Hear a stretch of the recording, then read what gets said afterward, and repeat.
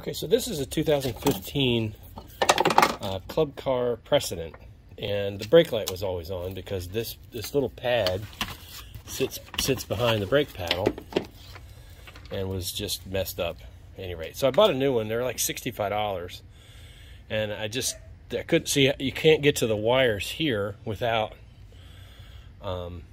taking all this stuff off. So to take the mat off. Okay, to take this mat up to get to the wiring under the thing, you need a T-30 here and on the other side.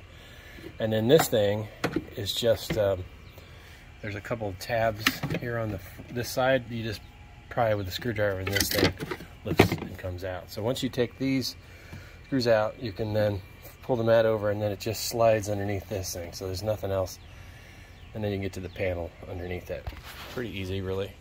There's a little clamp, little plastic thing here that protects the wire from getting pinched. And that's it. And then there's this little panel here. There's just a little plug-in that just pop it out, and then this whole thing comes off so you can get to the wires, which are down in here. Okay, get this panel up, you just got to get something underneath this thing. Just pry it out. I'm out of there.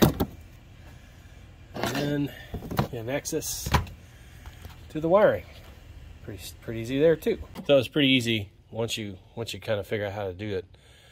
So you have to take off the mat, the little plastic thing, put the new one on, plug it together, and that's it.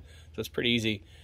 And it's going to take me about a half an hour all in, just because of all this stuff, and I vacuumed it out because there's a bunch of sand and crap in here.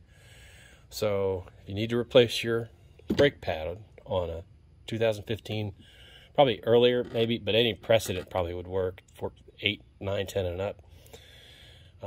It's pretty straightforward. So this is the brake light pad I got. It's a Rox, apparently. I think it's supposed to be OEM. I don't know. It seems to work. I got it installed now. So good luck.